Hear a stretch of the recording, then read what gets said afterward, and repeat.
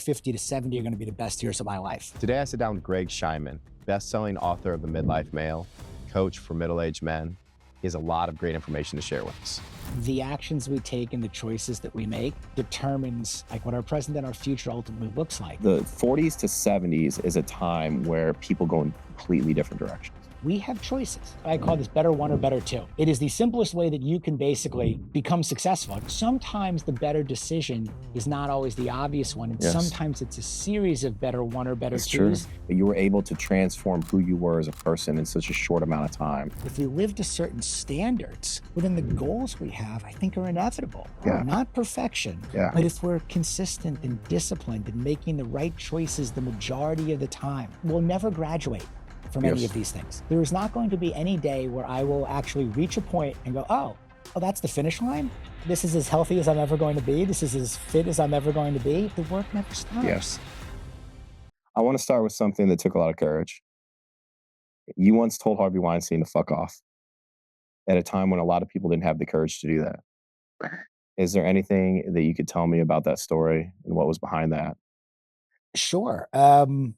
So I was 22 at the time. So my first job out of college, I thought I wanted to be in the film business. I had visions of being a film producer. I grew up in New York, came back to New York after college.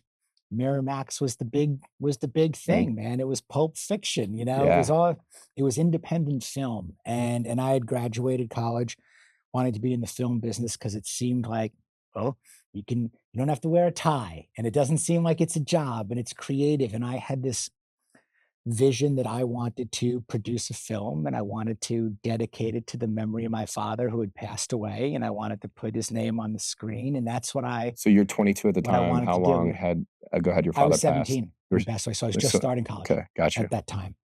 And I was fortunate, I say fortunate, I was fortunate at the time to get an interview at Miramax Films. We were a friend of a friend who was an assistant on somebody else's desk there. And I didn't know what it was for at the time, but it was just to get my foot in the door, like anything. You graduate college, you just want to get your foot in the door, like somewhere. And I got an interview, and that interview led to 2 other interviews, meeting with various other assistants and people there, still not knowing exactly what it was for. It was more like you may land on a desk. We don't know. We don't even know. You may land in the mailroom. You may land on the desk. Who knows? Well, as it turned out, I landed on Harvey Weinstein's desk and I became the number 4 assistant.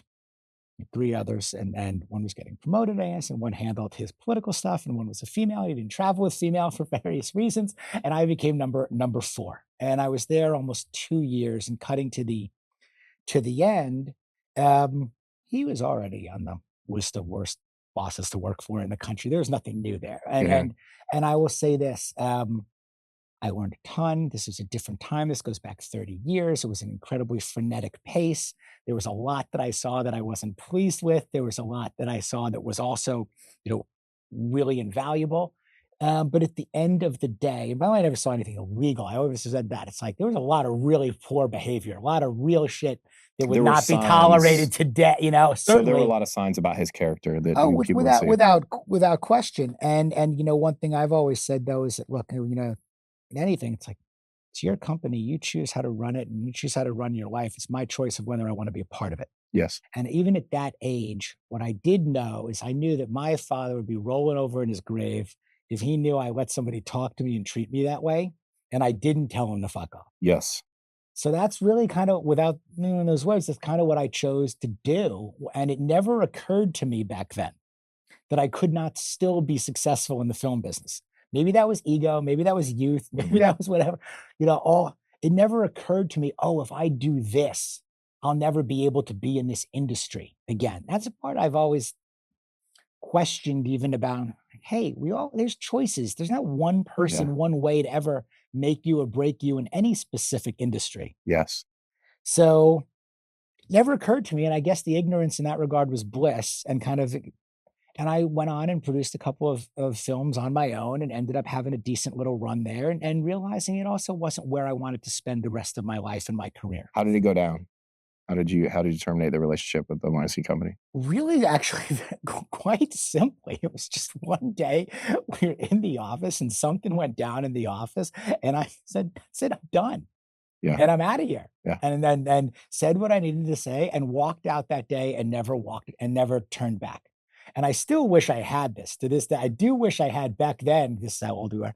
We had answering machines. Yeah. Back then, literally, I vaguely remember. We had answering machines, and there were like cassettes in the answering machine and hard lines versus cell phones and stuff. Yeah. And I just remember getting this long, rambling, babbling, like apologetic message from him going, "Come back and do all that." And I wish to this day that I'd kept that, and I just listened to it. Oh my God, you know what? Just never went back. Wow, good for you. What do you have to say to people, men, maybe young men, that are forced to make a choice between doing the right thing in the face of something that may damage their career? How would you coach them through that? It's such a good question. And I think that situations and circumstances can either defeat us or define us.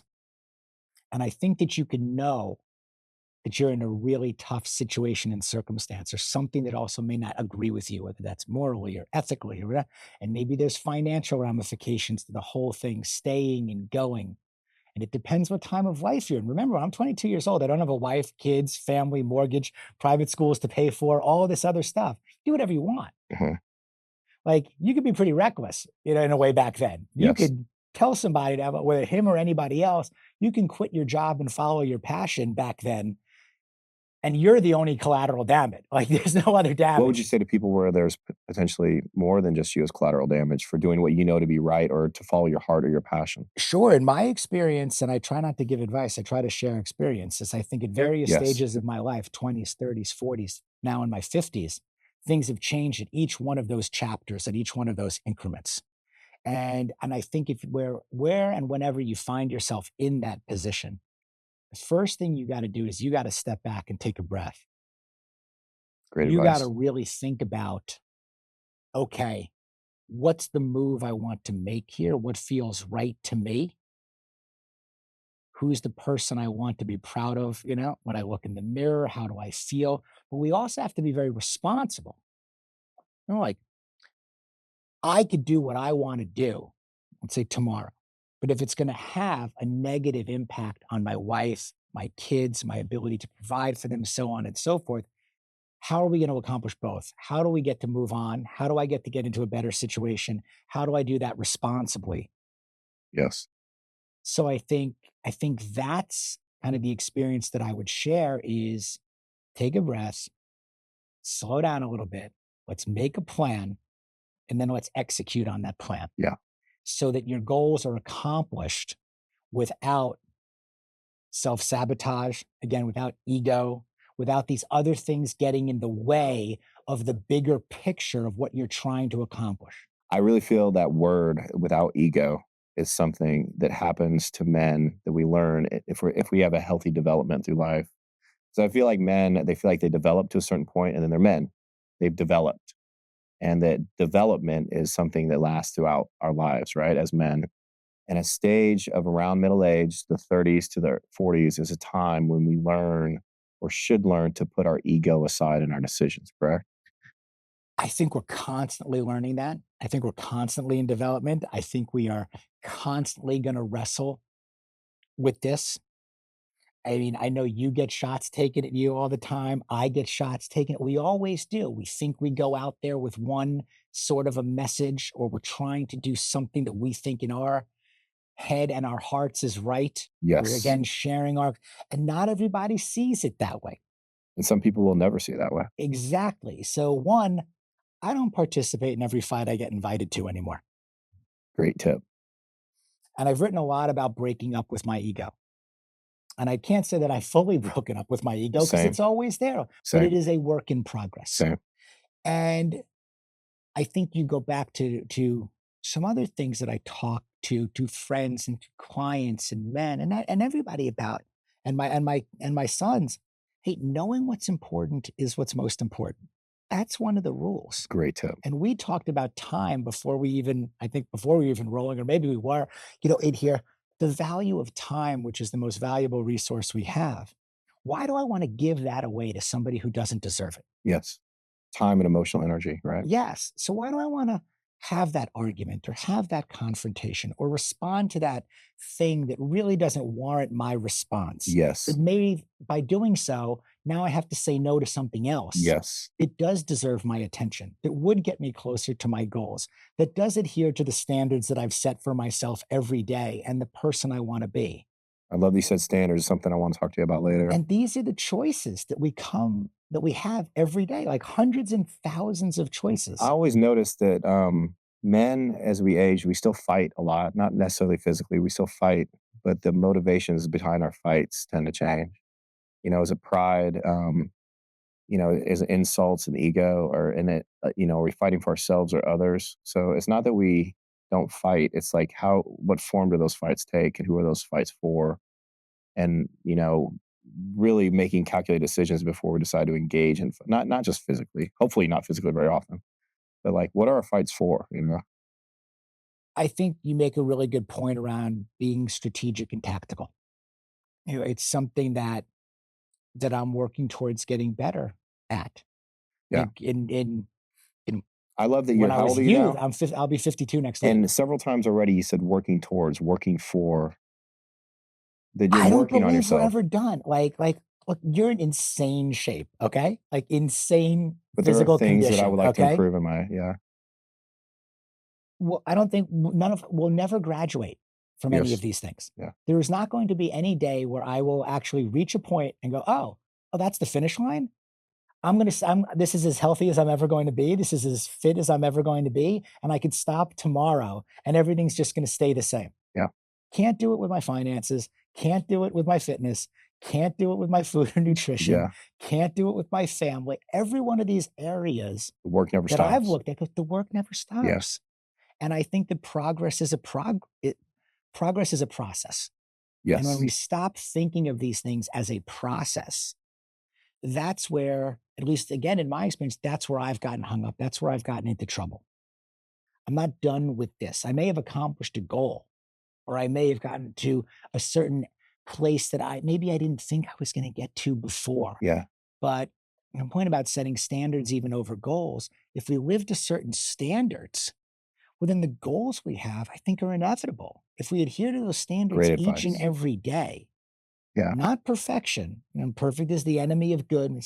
Yeah. But if we're consistent and disciplined and making the right choices the majority of the time. What does that look like for you on a day-to-day basis? What are some daily standards that you uphold that help you achieve your goals? Like rubber meets the road type.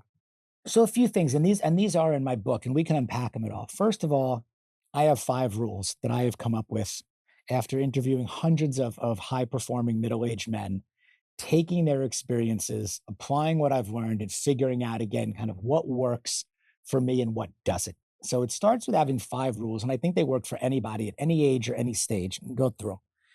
Then there's my 6 Fs, which are kind of what I consider my metric for success. I used to chase salary and title, and now I have these 6 Fs of family, fitness, finance, food, fashion, and fun, and they're my pie chart of a more balanced portfolio. Can we go over that one more time slowly? We can, and we'll go over all of them in there. So the 6 Fs are family, fitness, finance, food, fashion, and fun. That's what I came up with. Your Fs can be different. Okay. Anybody's Fs can be different. But I went from a place of being over-indexed in terms of, again, the salary and title, and following kind of this path that was almost predetermined for me. Sure. You go to college, you get the job, you work your ass off, you get promoted, you get married, you have children, you do. It's like the highway on the way to the grave. Correct. And when I had some success and some failures and all this, and I got to, in my form, I'm like, this doesn't feel so successful. When did you start to formulate the 6 Fs? How long ago? 47. Okay. So I'll be 52 next week. And I'm going to be back. So I'm 47. So fairly recently. You're well into what most people considered middle age before you started to formulate this. Yeah. And from the outside looking in, I was successful. Yeah. I mean, again, I had fairly common. I had yeah. some business success, failures. I had the beautiful wife. I had the really nice house. I had the cars. I had the great kids, and all these things from the outside looking in that you wouldn't be complaining about. Yeah. And I wasn't complaining because nobody was going to listen. That's right. That's the thing with men too, is we just have this inherent thing like no one's going to listen. Like it. So I couldn't tell my business partners because then I'd be kind of moved aside in the business. Sure. He doesn't want it. So I'm not going to vent to them. I didn't want to bring it home and vent to my wife about that I was unhappy and I was dissatisfied and I was going through these things that I was wrestling with, about conformity and complacency, redundancy. Is there a level between healthy venting, have a confidant you turn to, and wallowing? And like, is there a way that you navigate those two? Because I feel like as men, it'd be nice to have somebody we can turn to when we're struggling. Not only would it be nice, but I think it's needed and I think it's necessary. Without feeling weak or whiny. And I come from the other side again. I come from the side, look, where we didn't talk about this. I didn't talk about this. Yeah. I didn't turn to anybody even after my father passed away. That's very common, especially men our age. We did, yes. My brothers and I didn't really unpack this. My friends and I didn't really talk about this. I didn't go to therapy, or therapy see was anybody. Seen as weakness. Right. All of these things, I thought, hey, like, I'm a man. Like, what am I supposed to do? Like, now I'm the man of the family, if you will, or I'm the oldest brother. And okay, I'm going to do my best. I'm going to push the boulder uphill myself. You don't want to show weakness, that you don't know certain things. Is that Sisyphus you pulled from? I don't know shit is what it came down to. Like, I didn't know anything about anything. And I certainly didn't know how to ask for any kind of help or find good mentors in those things. And I think over time, then I've learned and I'm continuing to learn the value of having an inner circle, the value of listening. You're speaking right now, but the value of listening over speaking. And the whole way this thing got started, this Midlife Male thing got started for me, was really a self-fulfilling prophecy. It was super, super selfish. And yeah, we'll circle back to F's and yeah. But what happened was I'm 47 years old. I'm in this big business now. What business was that? I was in the risk management and insurance business. Okay. So after film and after video and after high highs and low lows, I ended up investing and working in the insurance and risk management business, which was the most professionally successful and lucrative business that I had been a part of, but the most personally draining and dissatisfying for me. So there's nothing wrong with the industry, nothing wrong with the people. Totally. It wasn't the right intersection of professional expertise and personal passion. So I always wrestled with that. And I found myself at 47, the same age as when my father had passed away, unhappy. And that's when I started to make these changes. I said, look, I can either squander these years ahead of me, or I can pour rocket fuel on them and make my next phase my best phase. Which one is going to make my life, which one is going to make me happier and healthier and ideally wealthier and stronger? Do you remember like a specific day when that happened, like a seminal moment? And I do say this a lot. There was not one seminal moment that said, okay, boom, like this is it. This is the one thing that happened that made me do this. It was a series of events and various tipping points over a series of years that got me to 47. And that moment, I'm sitting in my car on my 10-year anniversary with my firm on my 47th birthday, and I'm in a reserved parking spot that all of us equity partners have. I think I'm sitting in a Jag at the time, okay? A position most people would die to have. Yes. I have an office on the 25th floor of this building, overlooking downtown, a multi-million-dollar book of business. And you're in a crisis moment. Equity, and I can't get out of the fucking car. Wow. I don't want to go inside. And it was that, is this what my life has become? Wow. Moment. Is this what it is going to be? And if so, can I live with that? Most people would think at age 47, their life choices have defined who they are and will be, and then it's just too late, and they go with it. You didn't. I did both. I'll tell you what, and again, back to how you make decisions. And there was a part of me that felt trapped, and I think a lot of men feel trapped. Yes. And I think as you get older, it becomes harder to get unstuck. Yes. We say unfuck ourselves, get unstuck. We're because of the obligations and responsibilities that we have taken on, because it's how do you leave that? Yes.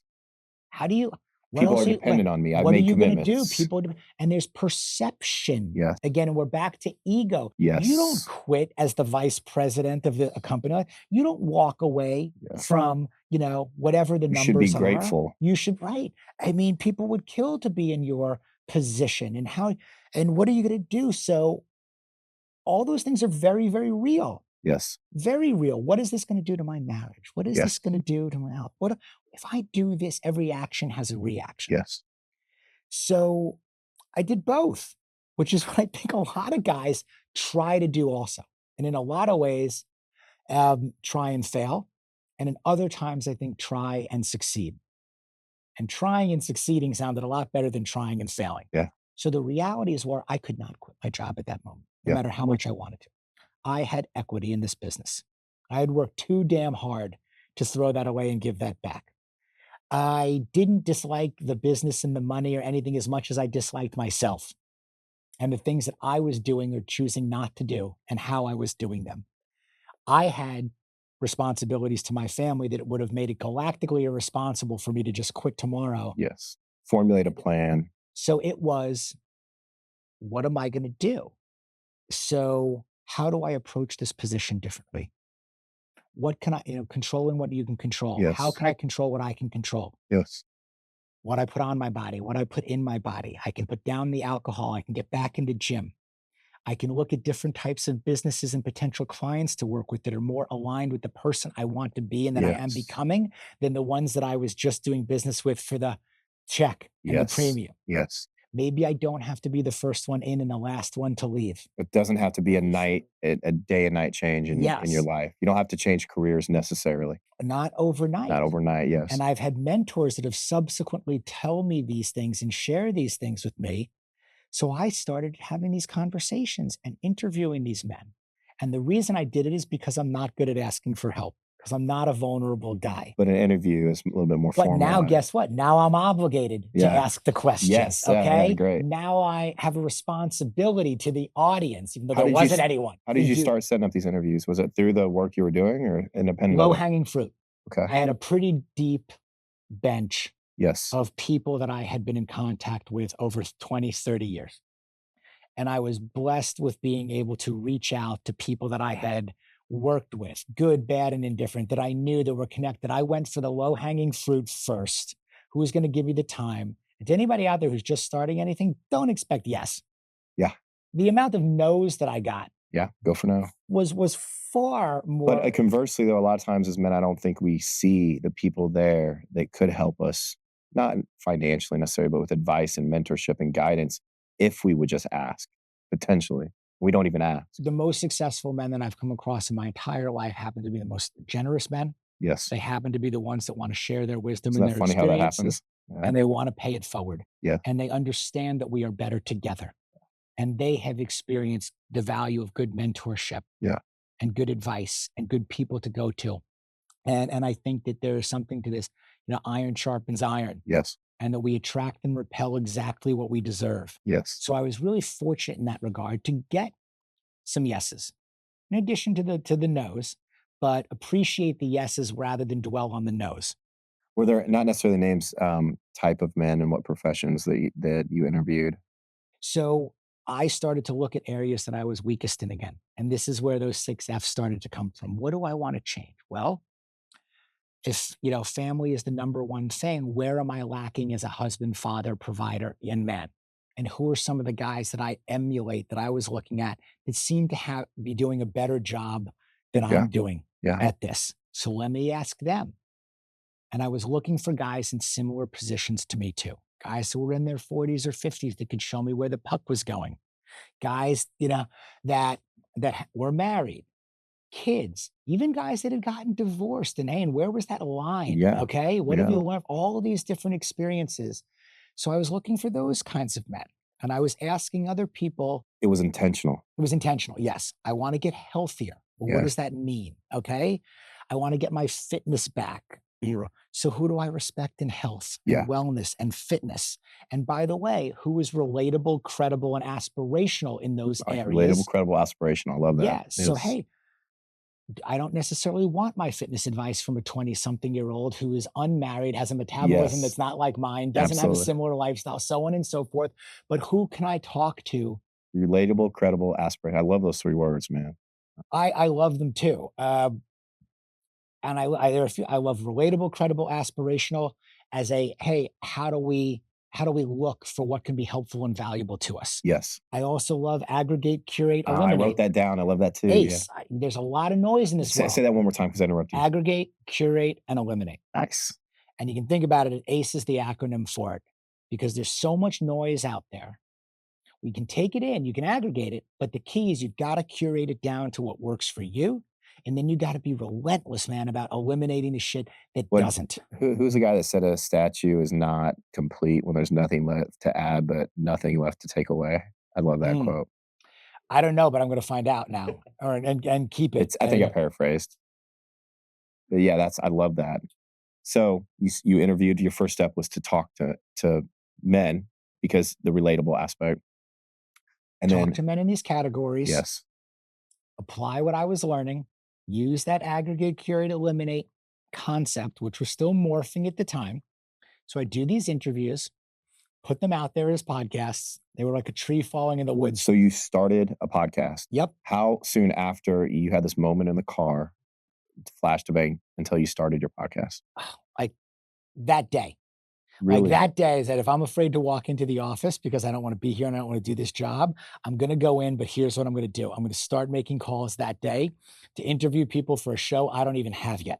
So there was a mix there. What strikes me, there was a mix there between responsibility, patience, and not just a knee-jerk reaction. So you didn't just go quit your job, but you started right away. You know, there's a definite difference between knee-jerk and quitting, walking away. Like getting the process started and like an urgency to what you were doing. You started that day. There was everything I was doing was to keep from quitting my job, was to keep from self-sabotaging, which was to keep from throwing away everything that I had worked so hard for before I realized the true benefits, hope of what was to come. We were trying to build this company. Eventually this company was going to sell. There was residual income. There was all of this. Yes. So everything I was doing from that day on was taking steps to protect what I had worked hard for, to not be my own worst enemy, yes, to not self-sabotage, to not piss my partners off, to not what can I control so that I could walk in here every day with a different and more positive mindset. And the way to do that was I have now a plan of how I'm going to get from here to here, how I'm going to manage and navigate and control my days. And I may not be the CEO of this firm, but I sure as shit am the CEO of my own life. I love it. Now I'm going to act like it. And just that alone changed the game of how I woke up every morning and how I got dressed and how I approached it. And after doing this, 1 interview, 2 interviews, putting them out there, writing about my experiences and what I was learning and applying every weekend. And for a while, all of this was just, again, a tree falling in the woods. Nobody was listening. Yeah. I mean, of course, and I had to be very careful about some of the things I wrote and were saying so that I didn't upset the apple cart. Sure. There. And there was this auspice that I was doing this creatively as a creative outlet to even generate more business and let people see me that this was a marketing type thing. And what started happening was exactly that. The right clients fired me. I fired the clients that weren't right for me. Better clients started coming in because people started listening and reading and referring me. And again, now I started to attract and repel what I had deserved. And I was getting that before, but guess what? If you're a drinker and you're a partier, okay, and you know, you're a hustler and you're that's what I was attracting. Mm-hmm. And you're dressing a certain way. Now I'm up a little bit earlier. I'm in the gym. I'm meeting different people. Yes. Alcohol is working its way out of my life. I look a little different. The perception and the realities are starting to change. And this was a period of really 3 years. So from 47 to 50, yes, I was one of the highest paid podcasters and newsletter writers in the world. How long did it take your podcast to grow? What I mean by this, it never really grew, man. Here's the thing. It started growing and picking up momentum. And there's this thing about quality over quantity too. Yeah. When I say it was one of the highest paid podcasters and newsletter writers in the world, the reason was because I didn't quit my job. Yeah. My career and my job paid for me to create all of this content and change the way that I was living my life, Brilliant. change the clients that I was serving, the revenue that I was generating. Would you say you became more valuable to the company during this time? I think so. They would disagree. It's funny how people measure things, right? I would disagree. But what did end up happening is ultimately ended up selling the firm. Two things happened. COVID happened. Okay. This is fairly recent, though. Yes. So COVID happened. Yeah. So many of the things that I was wrestling with were no longer an issue. Getting up, getting dressed, putting a suit on and going to the office. None of us were going to the office. Yes. Why don't we have a corporate wellness program? Why don't we do all these other things? Why don't we fighting some of the corporate stuff? Guess what? Nobody's here anymore. Yeah. What do I have to do with my time? I don't have any networking events to go to. There aren't any. I felt COVID was one of those things that really showed people who they were because they had time and what they chose to do with that time. 100%. How deliberately they were. Did it make the marriage stronger or did it ruin the marriage? I've seen both. Did it make their fitness stronger? Did it ruin their fitness? In every way, shape, and form. Because we always say we want more time. We never have an idea of what will you actually do with that time. Do you have a plan? Because it's not just going to happen, right? What happened with COVID was when you strip everything away, you get to decide what it is you want to bring back. And people made choices that were reflective of what was really important to them and what wasn't. Brilliant. We saw people get fatter during COVID. We saw people get fitter during COVID.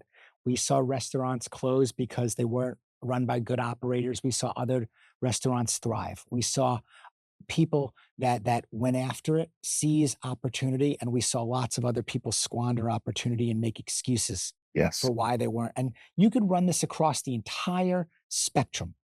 If you know me, then you know I'm a supplement guy. Yes, theoretically, we should be able to get all of our macro and micronutrients from the foods we eat. But realistically, that's very difficult to do.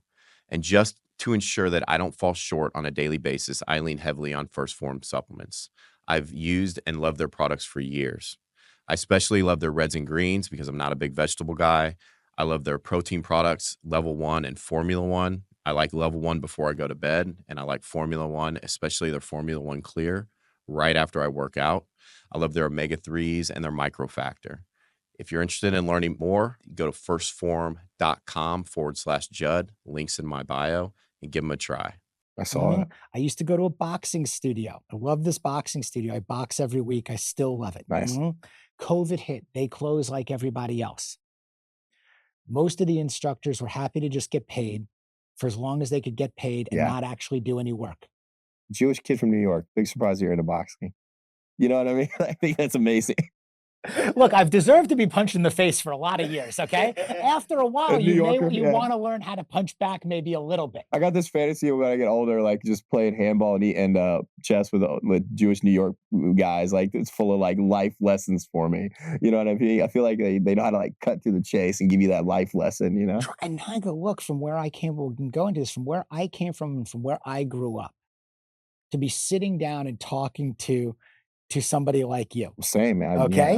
Like these are the things that are so interesting to me and that I say to my boys too, like, hey, anything you want is not only possible in life, but it is highly probable if you're willing to put yourself out there. Great. And you're willing to expose yourself to new things and different people, because you can come from all different backgrounds and all different walks of life, but either you can hang or you can't. Yes. Okay. Either you are morally and ethically aligned or you're not. I don't care what you do for a living. I don't care where you come from. I care whether or not, are you cool? Are you a good person? You can teach me like the band stuff, and you can teach me, I might not be any good at it. Okay. But like, you can teach me like all those things. What I care about is like, do I want to be around this person? Exactly. Do I like this person? Can I learn things from this person? I just talked to somebody about that's the defining thing that decides whether we hire somebody. Is this somebody that is going to give to other people and commit? Do they care about other people? What kind of, because I can't teach that. The soft things, the intangibles. Yes, I can't teach some of those. So, look, when COVID happened, I'll just finish the story. It's like, and I could lose the boxing. Like losing the boxing wasn't an answer, just like losing the fitness. Yes. I never had a piece of gym equipment in my house ever. Okay, ever until when COVID hit. Not working out was not an option. This has become a life. This has become a thing for me. So it was, okay, how quickly can we rubberize the garage floor? Okay. How quickly can I get on wait lists at Sorinex? Okay. For any pieces of equipment that could come over. And hey, is there a trainer that wants to come to my house? Yes. Okay. Who's willing to quote unquote take the risk? Adaptable. And Will, my boxing trainer, I called the studio and I said to the owner, I go, hey, you're closed right now. Okay. We can't do this. Would you be okay with me hiring Will to come to my house? He wants to work, man. He wants to work. Yeah. He's like, and I'm happy to pay you because I wouldn't know him if I didn't. Sure. I'd pay through him and you pay him. I don't care, but like, we're going to work. He wants to work. I want to work. And what are we going on, like 4 years now? Like every Friday, Will's at my house. Nice. And it's been, and there were others that just, they chose not to want it. They chose not to want to go after it. And I think you always see people like that who are willing to meet you halfway, who are willing to meet you farther than even halfway. Yeah. And do those things. So I think one of the most amazing things to me about you is you were successful late in life and saw there were things that were not fulfilling you. And in a short period of time, you went from now you are a best-selling author and one of the foremost voices in the world as a mentor to midlife men in such a short, it doesn't seem like short to you, I'm sure, because of all the work that went in the meantime. But you were able to transform who you were as a person in such a short amount of time. What is the flash to bang between the podcast, and now the release of the book Midlife Male and the company? So all these things that you're mentioning, I think a lot of us, we become 10-year overnight successes, 20-year overnight successes, 50-year overnight successes, whatever it is. So one, I'm a slow learner and I'm a late bloomer. I think I'm just getting warmed up. Yeah.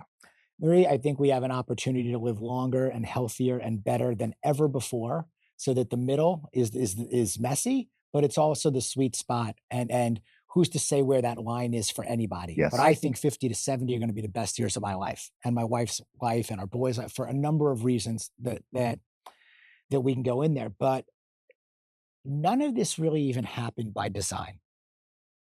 It happened by default, but it happened from the standards and working and doing things each day.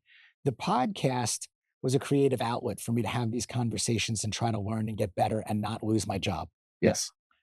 Writing about what I was experiencing was a way for me to express myself on Sunday mornings and get ready for Monday and remind myself to approach it with this different attitude and apply what I've learned.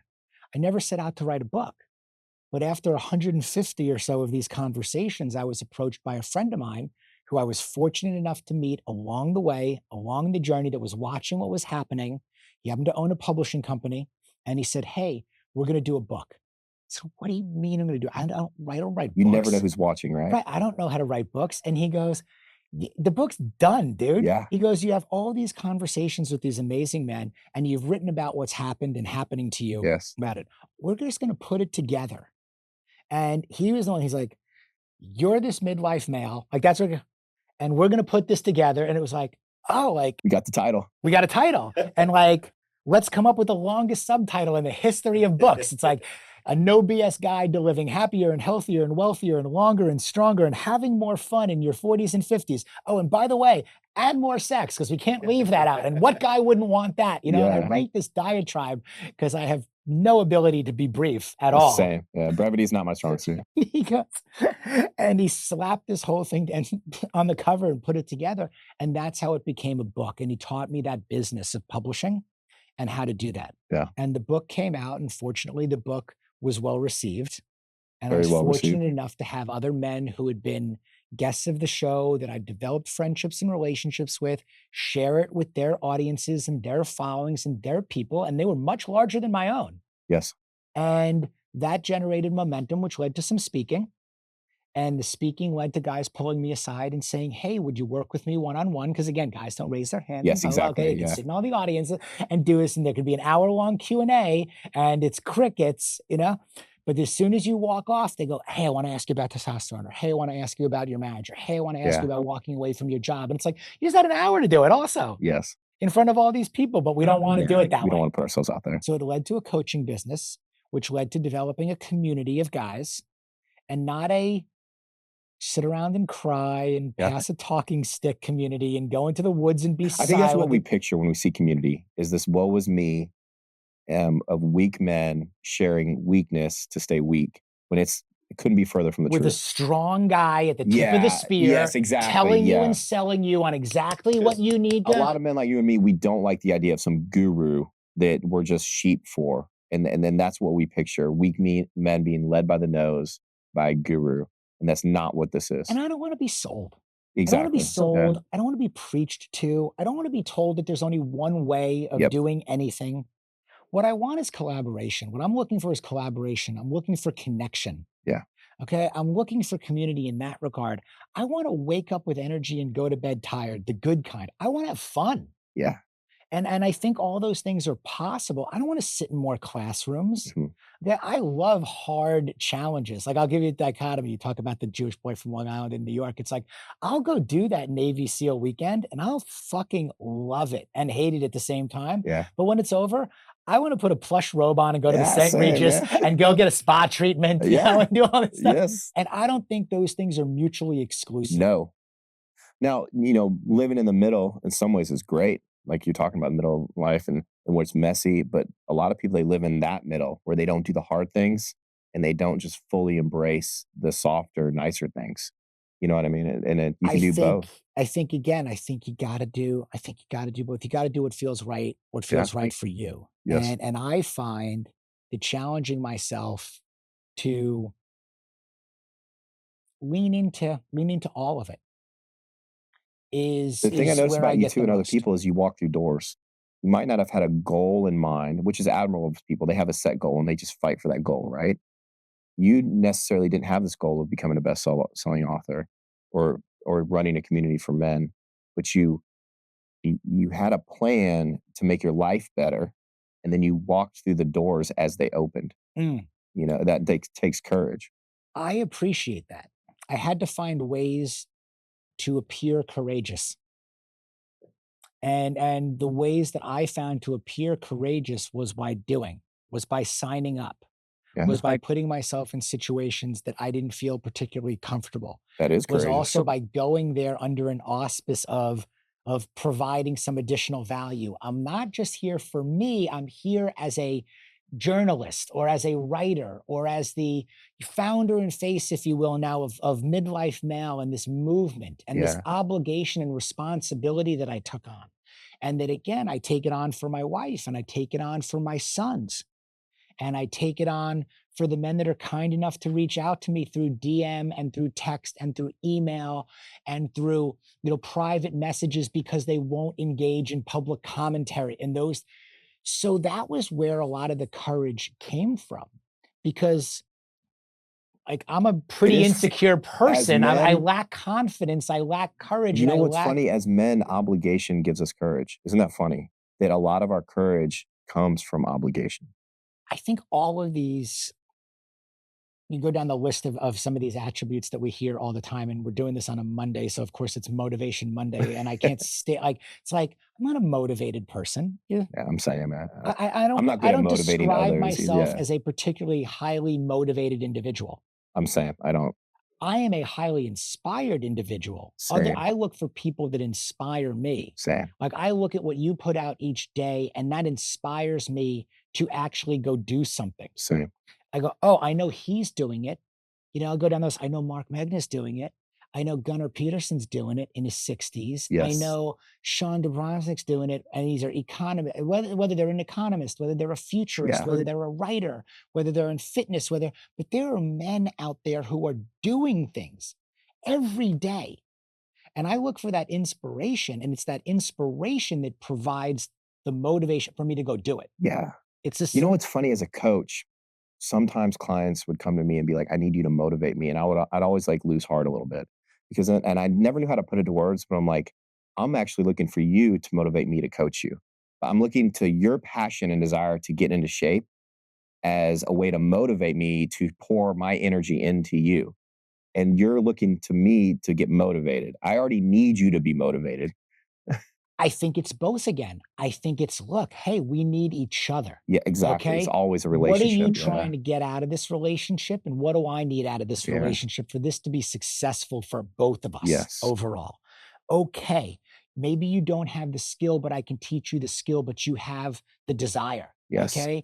Maybe you have you have the motivation, but you've struggled with, it could be the discipline or Your the systems or accountability something. with this, whatever. We got to meet each other where we are, but we also got to be really fucking honest with ourselves about what we're lacking and what we're not, what strengths we have, what weaknesses we have. And I think, do we want to strengthen every weakness? Or do we want to strengthen our strengths even further? Or like there's the whole Sun Tzu art of war. There's balance in all of those things. To when you look at your plan, and we go back to those 5 rules as we circle, knowing what's important is what's most important. If you don't know where you're going, you're never going to get there. You have to have that plan. Aggregate, curate, and eliminate. Show me your calendar. I'll show you your priorities. And then grace, gratitude, and latitude, because we're way too hard on ourselves. If you can do those 5 things, and they're on my wall. I want to hone in on those. Yeah. But first, I want to go over I don't want to forget about the success real quick. So could you do me the favor repeating those one time and maybe put one instance in your life of how you made each one of those better? Would you be able to do that? Yeah, I'd be happy to, and I'll do my best to keep that concise. First and foremost, they're all connected. I believe everything is connected in our lives. So the rules and the F's came from one another. There was no Gotcha. When Billy Mann, who works with Pink, the singer, the songwriter, Billy's a Grammy-nominated producer. He's unbelievable. He and Pink have been partners for a long time. He was just on the cover of our digital magazine this weekend. When Billy said to me, "Chase the hit life, not the hit song." This goes back to like 2019, maybe. Yeah. That was like that was the stop chasing the salary and title. A becoming goal, not a point goal. Chasing, total life wellness. Yes. That's how I heard that. Yeah. No hit song, singular. Yes. Hit life. Perfect. Holistic. I love that analogy. So that became knowing what's important is what's most important. What does the hit life look like for me? What does total life wellness look like for me? And I drew a circle. That's a pie chart. This is a line. Yeah. And in that circle, family was number 1. Okay. What am I doing this for if it's not my family? Yes. Fitness was number 2. If I don't have my health, I can't even serve my family. Those 2 are dependent on one another. 100%. Finance. If I don't have money to do what I want, when I want, with who I want, for as long as I want, what point is it to be healthy and my family? Everything's stuff in there. Then it was food, which is really nutrition. Yes. What am I going to put in my body for fuel?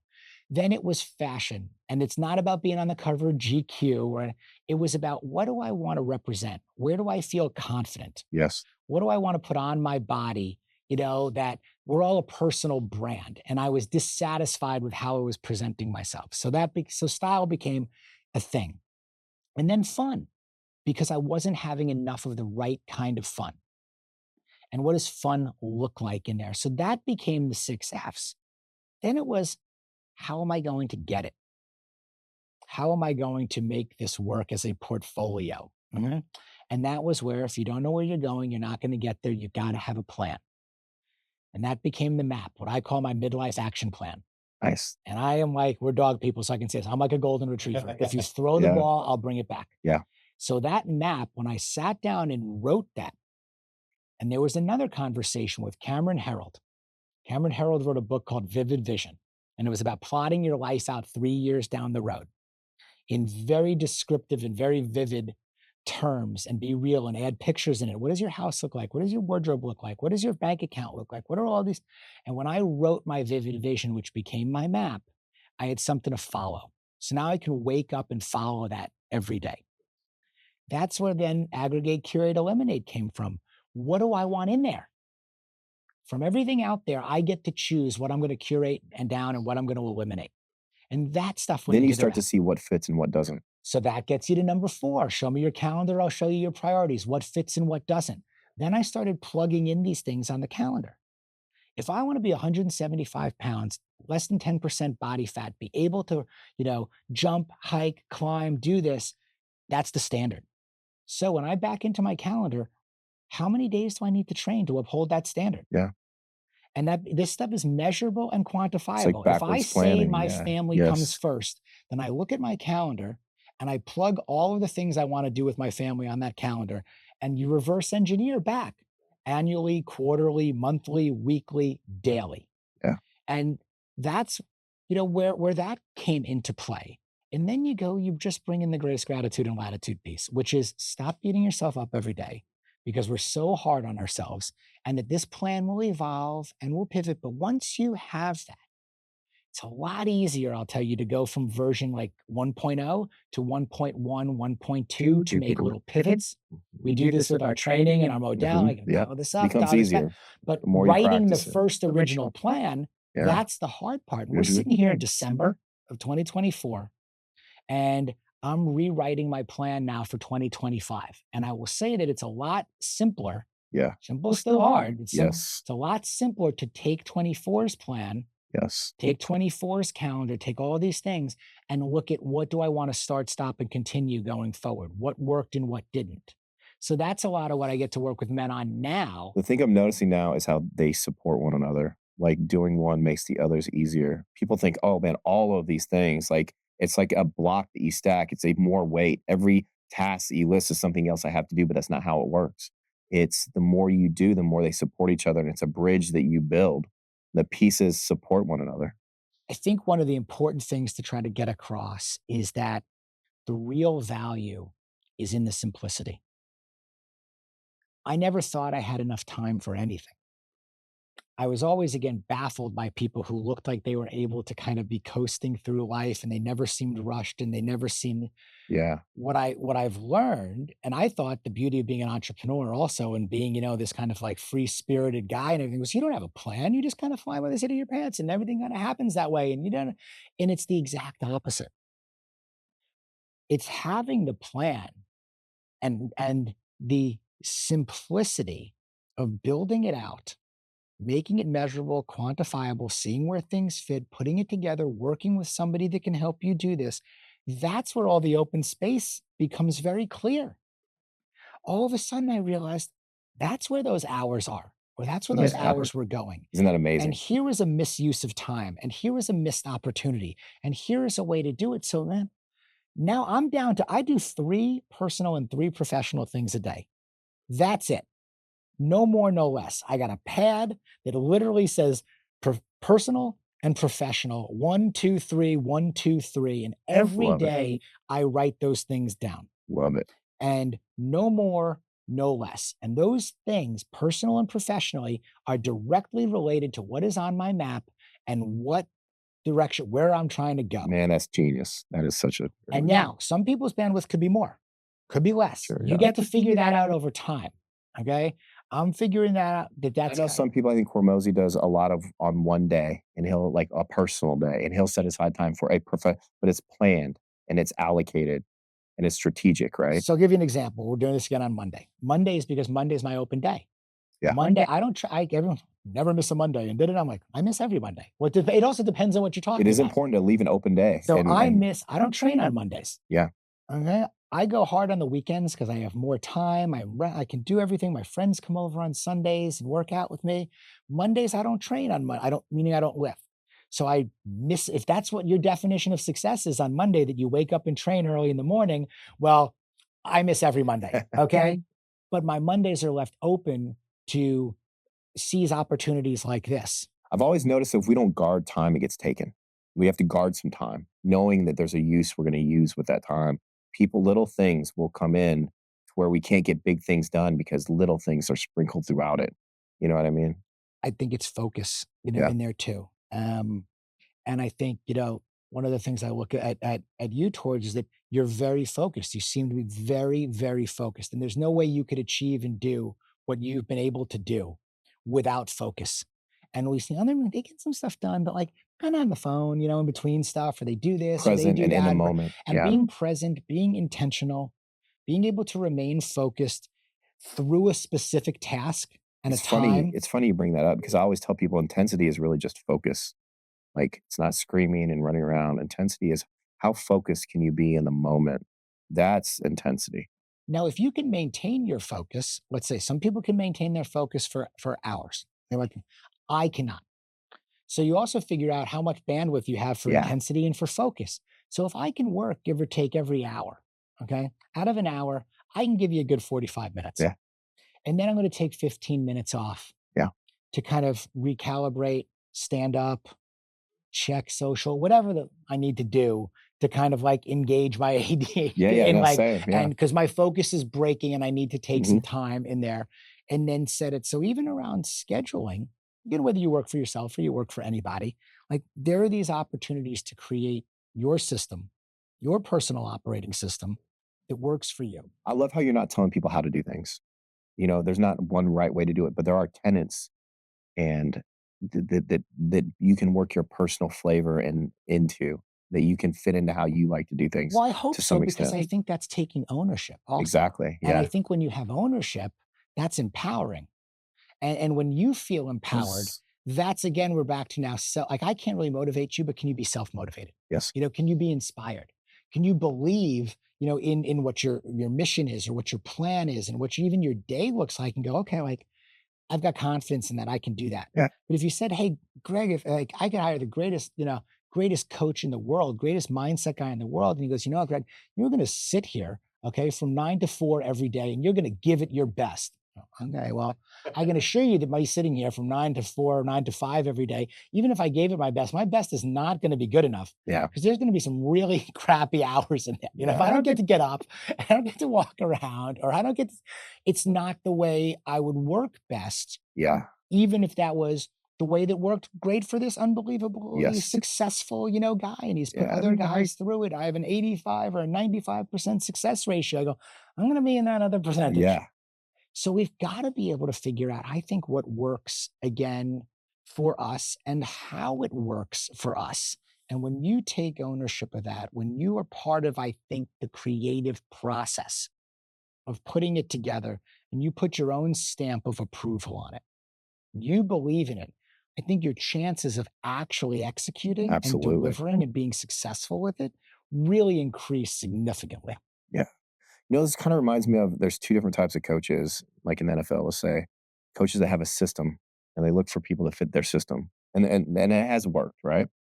But there's also people that look for the athlete and then they adapt their system to get everything they can out of that athlete's strengths and weaknesses. They find how their system can adapt. It's just different ways to go about things. I'm not one is right than the other, but I just feel like, you know, you have a way, a template that people can overlay for their system to fit into. I think you're exactly right. I think there is no right or wrong. I think you've got very successful coaches that go, look, I run, you know, I run a split offense, you know, or I run like, this is my offensive scheme and my defensive scheme. So I look for people that are going to fit that scheme. Yeah. Very well. I don't want to have to teach them the scheme. I don't want to have to convince them of anything. I want people that believe in that scheme. They've run that scheme. They can come here and they can be the best. I'm looking for the best people to fit, you know, to fit the triangle offense, whatever it might be. Our trading philosophy at this firm is this. I want people with that kind of mindset. And then to your other point, I think there are other people who thrive in environments where they go, you know what? I'm just looking for athletes. I'm looking for thorough. I'm looking for coachable guys. Yeah. Okay. Who have all the intangibles, all the athleticism or all the brain power, anything. And I'm going to teach, and they want to learn the system. Yeah. They're open-minded to want to learn this system. They're not boxed into a certain system. And I don't think one is necessarily better than the other. You got guys that have won the Super Bowl both ways. You've got guys that run gazillion-dollar companies, you know, both ways. I do believe, and I had a coach that said this to me, he goes, that a system that is not open to change, that it's not adaptable, it dies. Right. So, you know, and this is about the corporate environment at the time. He goes, if the system is not open to change, you have two choices: either conform to the system or leave the system. Now, you could stay in the system, Greg, as you have been, and you could be banging your head against the wall trying to get them to change the system, see it your way, do it this way or not. But the system is not open to change. So you then have a decision to make. Again, quit your job, follow your passion, whatever it might be. Or, hey, you know, you're the partner in the firm, but your vote doesn't count. Yeah. it's 8-1. Yeah. And you can go into as many quarterly meetings you want to go into. And when it's always 8-1, what the result is going to be. I love it when I see people, they can work within a system because they understand what they can and cannot change. They make the most of what's dealt to them or what they have. And you can apply that to a lot of different things in life. And I don't say that in a manner also to tell people to keep quiet or no, to not speak up or to not say things that you believe in and have conviction or anything. I try to say it honestly as, hey, you will come to a realization at some point in time that despite whatever your intentions might be, despite that you may just be in an environment where that system is not open to change.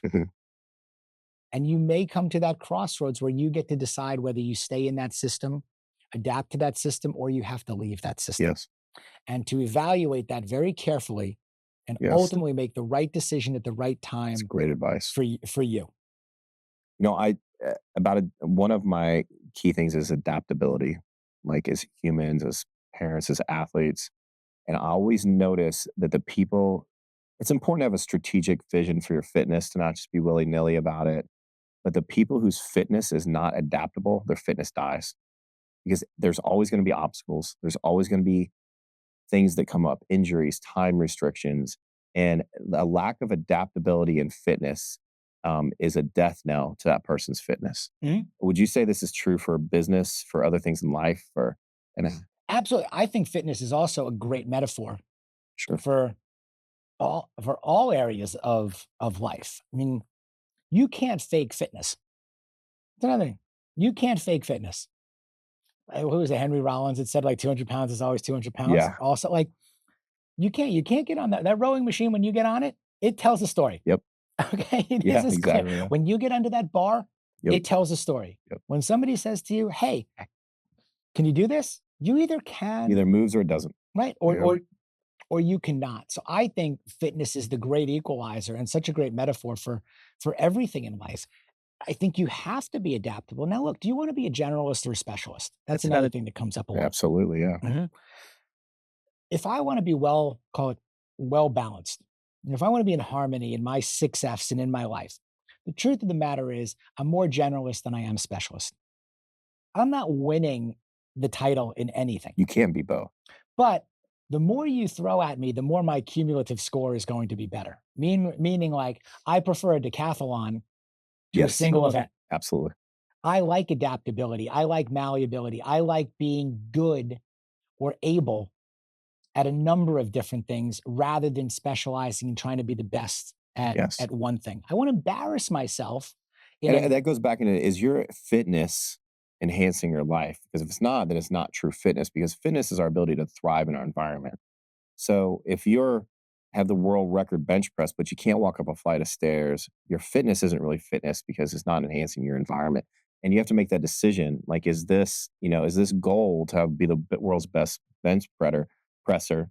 You analyze your life and does this fit into everything else I want to do in my life? Correct. And there are sacrifices that you have to make, or there are choices that you have to make also. So if I want to be super lean, if you will, if I want to, I want to hang on to my 6-pack into my 50s. But then I can't go on date nights with my wife. Beyond, exactly. But when my son says yesterday, I want to go for burgers, and we love our weekend burger That's crawl, a great example. Okay? Yeah. And he's 18 years old, and I'll get all emotional. And next year we're going to be empty nesters, and he's going to go off to college, and his brother already left for college. And I'm like, oh, I don't want to miss those moments, man. I don't want to be the guy special ordering, or a lot of living. No, I want to go with him, and I want to sit across the table, and I get all emotional about this. And I want to enjoy that. Yeah. And I want to have the burger with him, and I want him to have the milkshake, and I want to do this. And do I feel like, you know what? I didn't go for the fries and all the others. Yeah, but I think everything again has to fit within the system and within your values overall, and kind of what really is again most important to you. And I would trade pounds on my deadlift. I would trade for that also health. Plays back into ego. How much of this fitness goal is just my ego, right? Versus my desire to make the most out of my life, Correct. In all of these areas, I think it's the same thing when you talk about fitness, into business, into every one of these other areas of life. I do believe they're all connected. I think how you do one thing is how you do everything. And I think, we're looking at things even with Midlife Male now that has gotten to a place that I never expected it to be as a lifestyle brand. Well, now we got to look at ways to reach more men. Like the Everest has changed. Yes, like this has gone from me being a guy in the back, sitting in the backyard of his house, doing this, if you will, for fun and as a hobby, to now like this is my career, if you will. This is me living my message every day. And what does it look like if we could reach more men? And how do we reach the highest quality of man? And how do we stay, I believe that narrow and deep will be better than shallow and wide. And I believe that quality will always trump quantity, but also how do we scale and how do we serve? So we're looking into everything. Now I am and very small team, 2 other guys on my team, and John and Kirk, and I was talking to them on the way out here. Are there technologies that we're not looking into? Okay. Are there ways to use AI responsibly? Yeah. Are there ways to market? Are there things that we should be doing and looking at? Or, again, where is the puck going? Yeah. To continue to advance our mission while also maintaining it's funny how our beliefs. The opportunities, some of the things that you've built Midlife Male around on a personal level, to adapt those to a professional level for an organization, not just one person. And vice versa. It's just like, wait, absolutely. What if I attached a band to this? Yeah. What if instead of moving, in a linear plane, what if we moved in these other directions? Yes. What if those are metaphor, small, they're like small pivots or small even trial and error at first. And it's like, what? I feel better doing this. Yeah. Oh, this is different. Or wait a minute, rotation is so important to me now in my fifth, certain things. And you go, oh, okay. And all of a sudden these things develop and you're like, what if I took it to a different place? Yeah. And now I'm finding that this is landing with people. What if I talked about this? And what if I tried? Oh, well, it doesn't snap if I do this. And I mean, we're just constantly learning and applying. Oh. And some of the stuff we do gets validated. Yeah. Some of the stuff gets invalidated. Okay. Yeah. People don't see all the things I try in the gym. There's just like, this doesn't feel right. And I just, it doesn't feel right. And I think what we're both doing also is we're building in public. Yeah. That's what's happening. I think that's important for other people also to I'm afraid of failure. I don't want to fail. I think nobody sets out to fail. No. I have never seen a business plan that is written that shows, here is the business, here is the idea. We're going to raise X number of dollars. We're going to do this, and and in 3 years, we're going to be out of money and we will have failed. Just please, you don't see that. There's always a letting go of a rope to grab another. There's always a chance of falling on your face. And you certainly don't see it on social. No. When people try to only really show you the highlights. Yes. And then when they don't see a highlight, they want their highlight to be knocking the person down who had a highlight. Yes. Okay. Yeah, that's so true. And it's like, come on. Yeah. I think there's such courage. We talked about this before, to be willing to build in public. Yeah. Okay. To be willing to fail. Not that we want to. And to share your failures as a lesson learned for yourself and possibly others as well. Yeah, it's like the phrase, it's like I either win or I learn. Yeah, I love it. Out there. Yeah. I love that one. Yes. Because I spent a lot of time dwelling over the losses, if you will, or dwelling on the failures. Or I could get 100 emails Monday morning. Our newsletter goes out on Sunday. Get 100 positive emails or signups or whatever. Yeah. And one guy that I went to high school with 30 years ago that I didn't even like then, okay? I didn't even know then. So okay, funny. Will track me down and send a message, okay? Through there. Yeah. Blast, saying horrible, hateful, hurtful shit. Yeah. Making all kinds of assumptions and accusations. And I used to sit there and read that and reread that and save that. And now it's like, I'm still getting better at this. You can feel it in my voice. I'm the same, man. But I struggle. Yeah. Like I said before, now I'm not going to participate in every fight I get invited to. Right. Delete. Yeah. Okay. I'm not saving this screenshot. I'm not engaging in this. This is one person's opinion, one person's agenda. Yes. It's not about me. It's clearly about them. And I got to tell myself this over and over again. I got to get reps at this. I got to see my therapist. I got to talk to my wife about it. I can't walk to the cabinet and pour tequila anymore because I don't do that. You've had 500 positive comments. Why do you let the 3 bother you? Because still, it's not one-to-one in my mind. Like, you know what I mean? And it's very hard to not let, when people say things to hurt you or to get you down or Well, I upset to question somebody. you. So yeah, I upset somebody, I or upset somebody that, somebody thinks I'm a fraud, or the somebody thinks point, I'm a right? I'm fake. not, Yeah. the point I was trying to make, they didn't get that point. They got a Yeah. different point. I'm always going, they just must have misunderstood me, and maybe I can make them understand, or I just feel like they thought I meant something I didn't, or yeah, it is Let me go really try to something. fix this. Okay. Yes. I should try to fix this as if something's wrong with me. Yeah. And it deserves to be fixed for them exactly so true, the way brother. they want That's it. so true. And you're like, oh. And by the way, guess what? If I do all that, you know what happens? I'm distracted at Burger Day again with my son. Exactly. That's so I'm true. not present with my wife. How many times have I let myself be pulled away from being in the moment with good things and positive thoughts by one person I don't know and will never meet, doesn't mean anything to my life, something negative they said, whether it's responding to them or thinking about that. You know what I mean? It's so I should be true. looking at this and thinking about this and stewing over this, or I should be grateful that it's Monday morning or Sunday morning and I'm lying in bed with my wife, okay, drinking coffee right Yes. now, That's so and there's true. nobody home in the house. So there's an opportunity that might present. I saw it and you go, what should I really be I thinking don't think about we and be always see all the positive? missed opportunities that those things cause. You know what I mean? I always say the second hardest thing is to hang on, and the hardest thing is to let go. Mm. And that's relationships, careers, you know, the feeling of failure, let go of bad comments. It's just very hard to let go.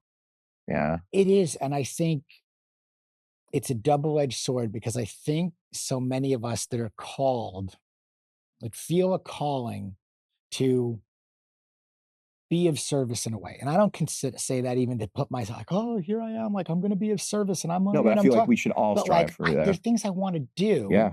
and things I want to say and things I want to express, and hopefully they have some value and are deemed helpful to people and in some capacity. Like that brings me joy Same. each day and that fills my tank rather than drains it. So hopefully it's well received, there, but everything also comes at a cost. Yeah. And we have to be willing to accept that cost. And some of that cost, at least for me, is the pain that comes along with disappointing people.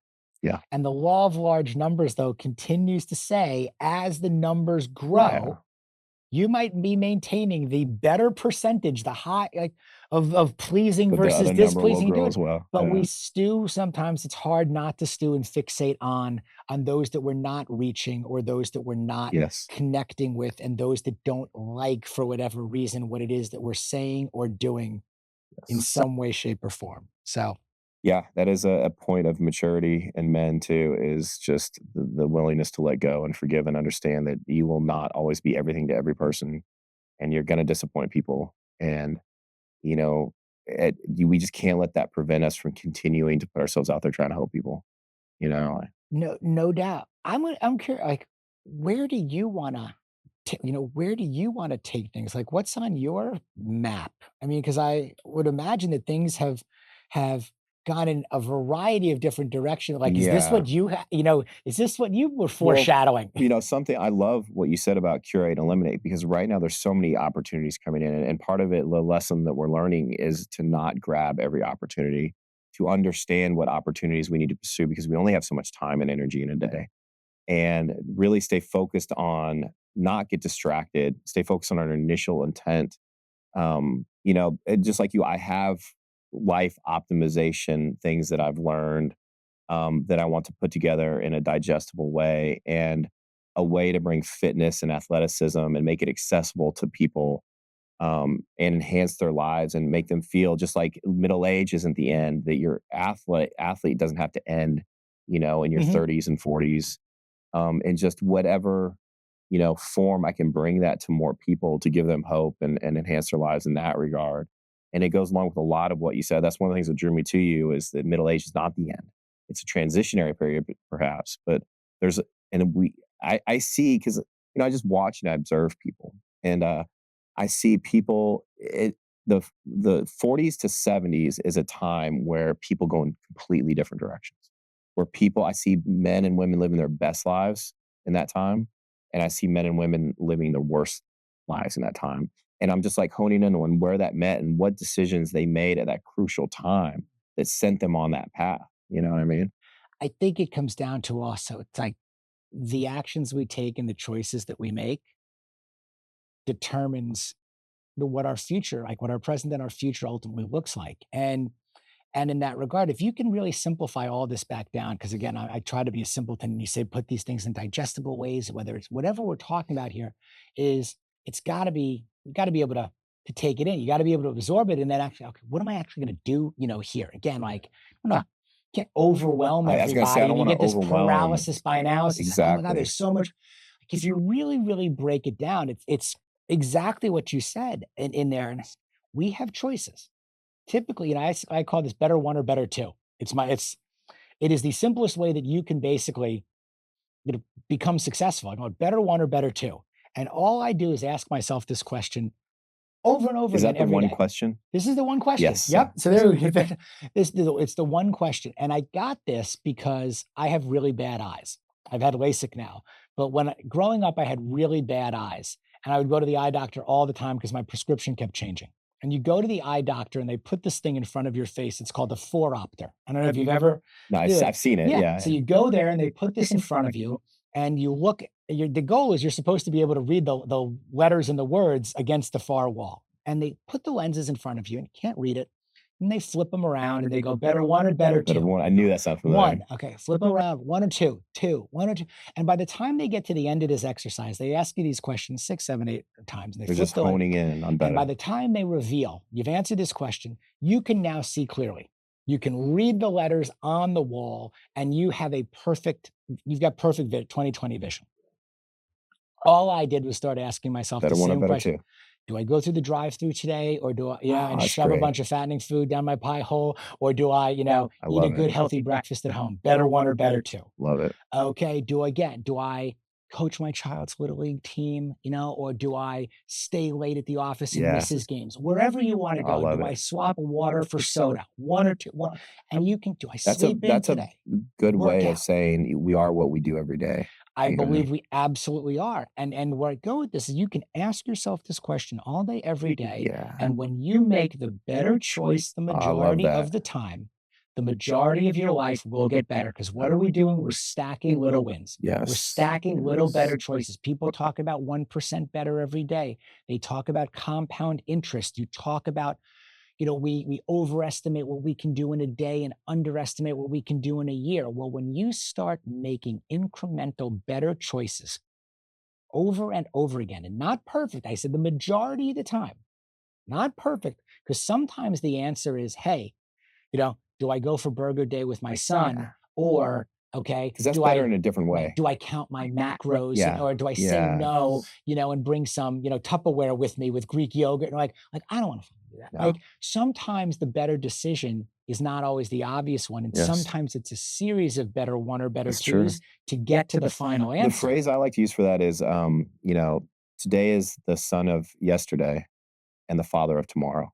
So, like what I mean by that is, like, if you look at generations of families that have accumulated a reputation or in debt or wealthy with a good reputation, it's the accumulation of generations of correct or incorrect decisions.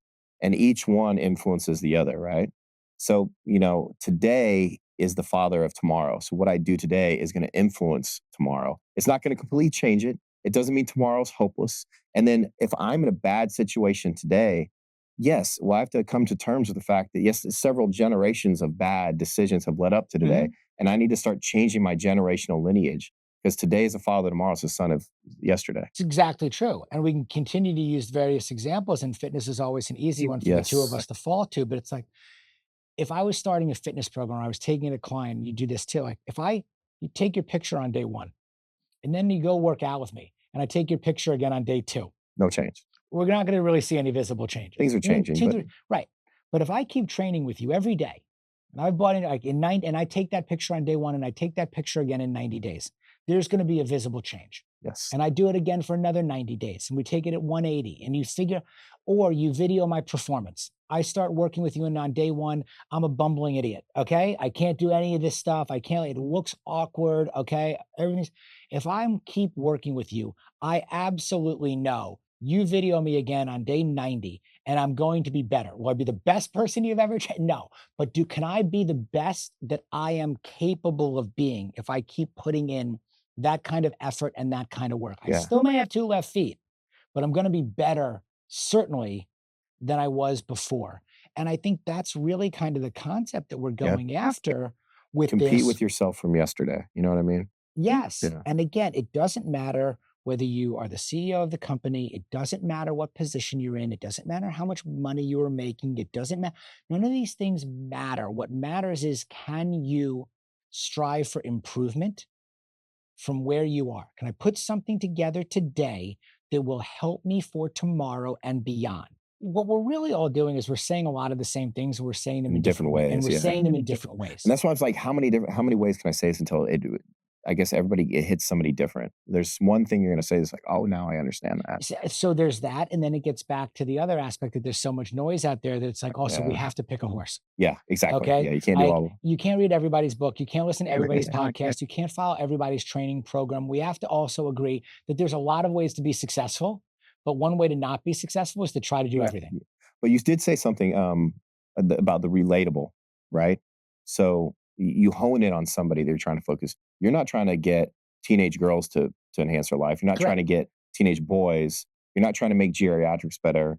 You're speaking directly to men about our age. So I believe that the riches are in the niches, and again, I believe in being narrow and deep there. Yeah. I also believe that I am, as a middle-aged guy in my 50s, husband, father, kids, man, all these different things, that this is where I can speak to and I can speak from.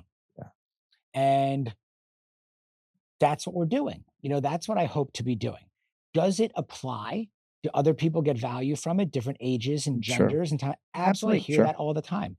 30% of our audience is female. I hear that all the time. Like, and I talk to men, and they're like, "What about women?" I'm like, "Well, I'm not talking to you. Just I'm a man. I'm talking to men." Correct. I mean, this is who I am. This is how I speak. This is what we're going after. I genuinely believe that there's benefit for people of various ages and genders. I hear that all the time. Absolutely. But I believe that if I started to speak from some perspective that I don't have the same authenticity with, if you will, that would dilute the message. Yes. Okay. And that would not be overwhelmingly helpful versus having a woman tell me, "Hey, thank you so much. I really related to this as well." Okay. Absolutely, yeah. And I shared it with my husband or my brother or my father or so on, or, all the time. Greg, you're not really like writing for middle age. Like most of the stuff you're saying, like we can do and do. Of course.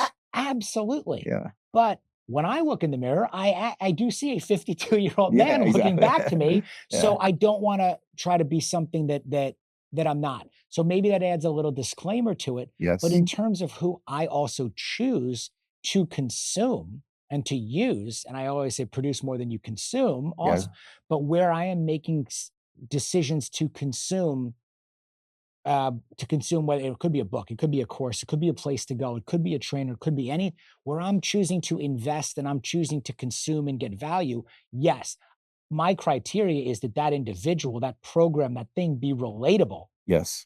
To where I am in my life. Do I want my wealth manager to have more money than me? Yes. Yes.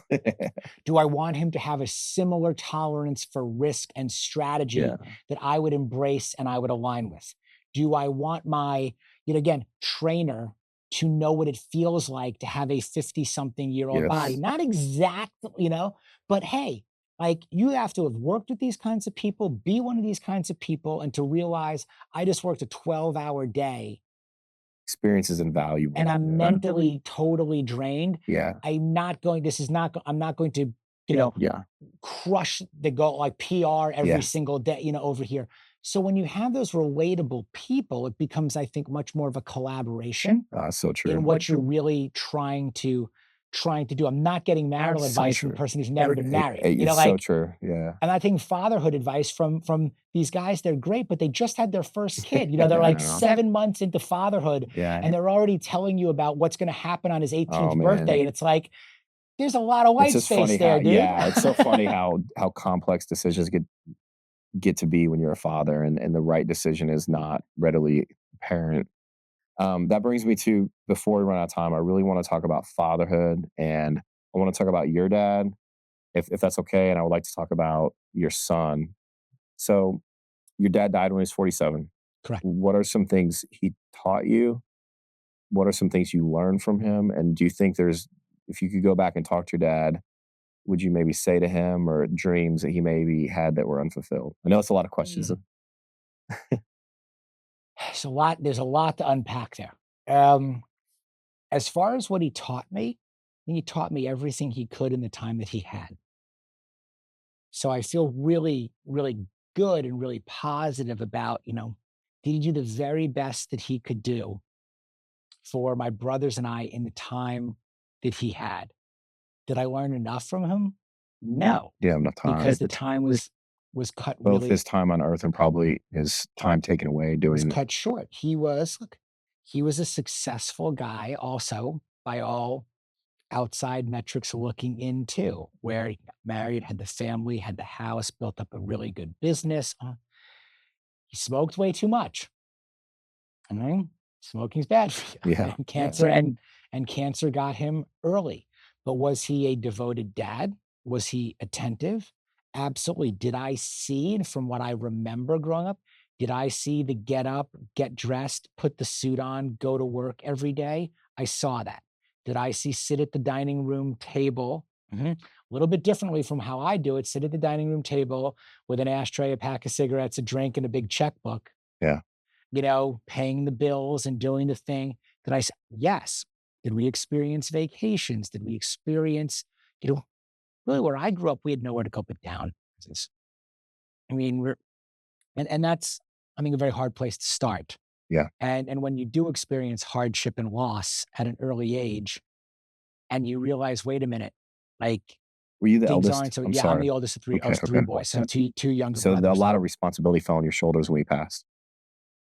Yes and no. One, that it probably fell on my shoulders, and two, I was too young and not ready to take it on. And I just left for college. Yeah. And I went to school in Michigan. Yeah. And I wasn't prepared for it. I wasn't ready for it. I didn't handle it particularly well. I went off to college with nobody really watching and nobody really paying attention.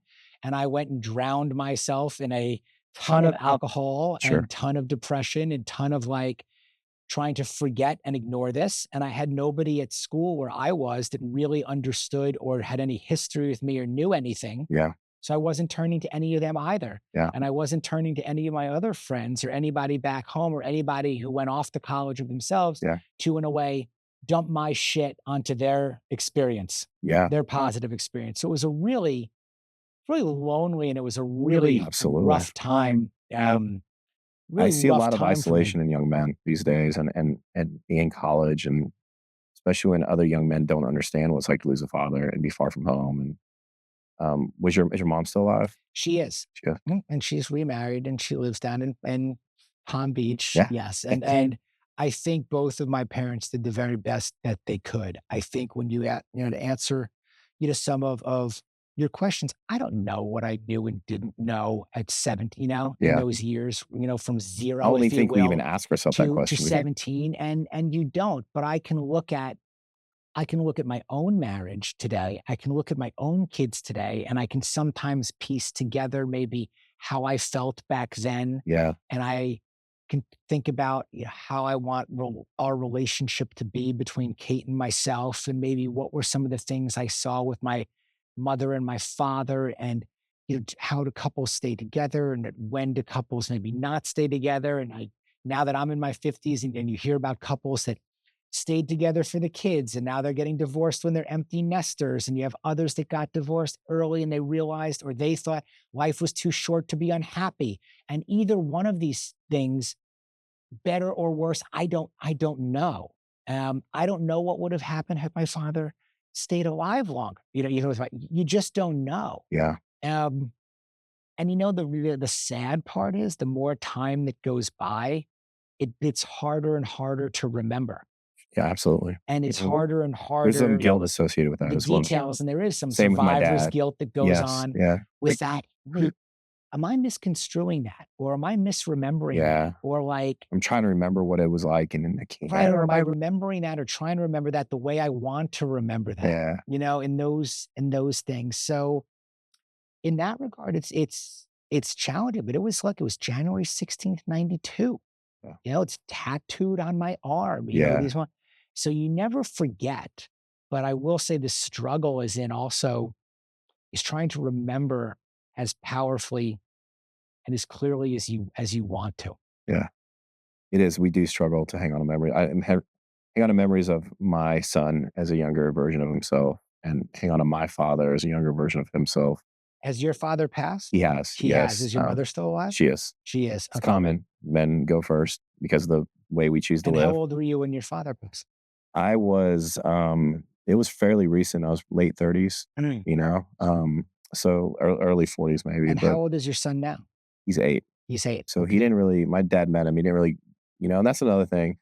And my dad died because of poor lifestyle choices, mostly, cardiovascular disease from being obese. And there's a little bit of anger towards my dad for not taking better care of himself so that my child could get to know him, or having the energy when he was around my child to really enjoy my son. What do we want? We want to be like our dads. I mean, just when we're growing up, and at least I did, and my dad was a super and there's a weird guy transition when we go from want to be just like a dad to seeing, well, there's some things I don't want to be like my dad. That doesn't mean I love him less. Just absolutely. And again, these were, they were very, very different times. Again, I was born in absolutely. 1972, and my dad, and when you think about things about, getting dressed up and being the stylish guy and having the cigarette in your hand and all those different things. Or being the tough guy that makes sure he finishes the beer, and it's just, my brother and I recently have talked a lot. I have an older brother, about growing up with our parents, and there's a lot of honesty there with things they did and trauma that it caused us, but also forgiveness because they didn't know and they weren't equipped, and it was a different time. Like, no one knew about therapy. Guys didn't go to therapy then. My dad had a lot of trauma that he just didn't address. I think forgiveness is a big thing. It's a big topic. And it should be. I think it's something I think about a lot. Like, you can hold on to anger, you can hold on to resentment, you could do the coulda, woulda, shoulda, or you can choose to accept. Yeah. Or you can choose to, try to forgive and acknowledge that most people are trying to do the very best they can with what they have to work with. That is the overwhelming feeling I get with my father, is he just did the best he could. You know what I mean? And I learned a lot from him. A lot of ways he was a great man, and I also learned a lot of what not to do. I think you can, from those things, some people can live a life feeling sorry for themselves, of anger and blame. Yeah. And entitlement. And those are tough things to live with. It's hard. You're not going to really be successful if you can't get past those things. Yeah. If you live with entitlement and thinking that people owe you, or you're blaming them for your situation or your lot in life. Yes, people did you wrong. That's life. You know what I mean? People did everyone wrong. And you may, on the outside looking in, had a harder stack than another person. You know what I mean? But then what do you do with that? Somebody who has it harder and There's somebody who's had it easier. Exactly. Exactly. We are where we are. And the question comes down to, okay, what are you going to do about it? Exactly. What are you willing to do about it? And I think part of this living our legacy while we're here, and it's a little cliche, but it's like being the best versions of ourselves that we can be. I think that's kind of the North Star. Like, when you get up in the morning, if we really want to get raw and naked and vulnerable about something, stand in front of that mirror. And do you like the person looking back at you? And are you doing what you need to do to try to put yourself and your family today in a better place? Doesn't fucking matter like what happened to my family. Exactly. Doesn't matter, what happened 30 years ago, 20 years ago, 1,200 miles from here, all these other, it really, to today, it doesn't matter. Because my wife and my boys today, that matters. Yes. And whatever's happened before, we can work very hard to break a cycle, if a cycle needs to be broken, or we can take what was great about it or find the good in everything and use it to be better. The thing that I'll say about my brother and I, especially my brother, is the trauma and ways that my dad was that wasn't great. My brother, especially, is the exact opposite. And he's that in a deliberate and a conscious way. So even that was a blessing to my brother, because I think I think he experienced a little bit more than I did because he's older. So my dad had more energy and was really going through some hard times. And so some of the things he talks about, I think my dad just got tired by that point. I just see my brother as this incredible loving father that's attentive and like doesn't project any of his desires on his daughter or his wife, and just is there to experience and support them. And I really feel like that's a deliberate thing that he does based on how we grew up. I want to ask you about your son. Yeah. Your oldest. What's his name?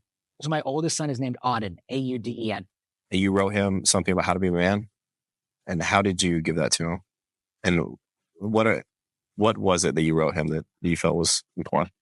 So maybe to an extent, poor Auden and Harper. Okay.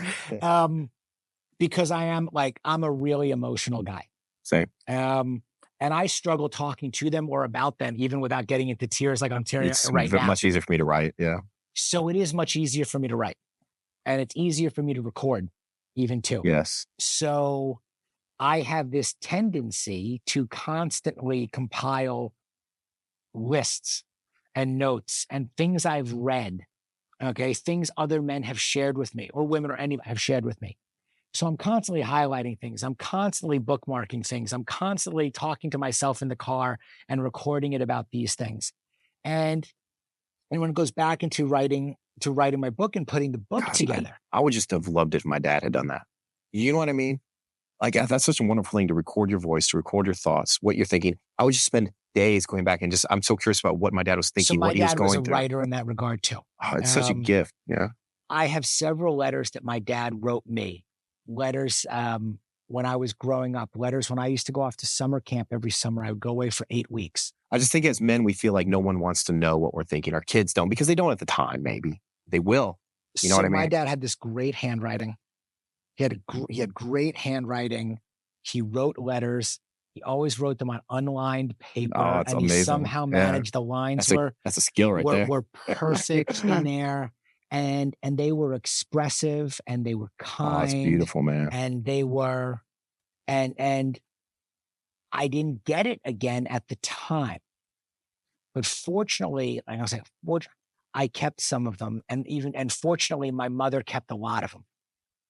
Like I would come home from camp, I guess, and like in my duffel bag, I'd had the letters kind of like folded or crumpled, and like she kept them. Thank God for your mom, man. And in that regard, I'm like, wow, like I'm grateful that she's kept a lot of things, and she's given me a number of the letters that my dad had written to me, and it was one of the things that I felt was so important for me to express myself to my boys. And this was something, again, that he did. You asked me what I learned from my dad. One of the things I learned was that these letters mattered. Yes. And that they were something I could always keep. And I have the last letter he wrote to me in 1990, and he passed away in 92, but I have it framed and it's on the wall. It's right next to my bed. If you ask me what my most valuable possession is, the one thing I'm grabbing if my house is burning down. You would love to know that. You know how it would mean to him to know that. And I believe he does. Yes, I very much believe that he does. So I write to my boys. And back when I was even doing the book and our son was turning 18, Auden's now 21. My youngest son is now 18, and he was turning 18, and 18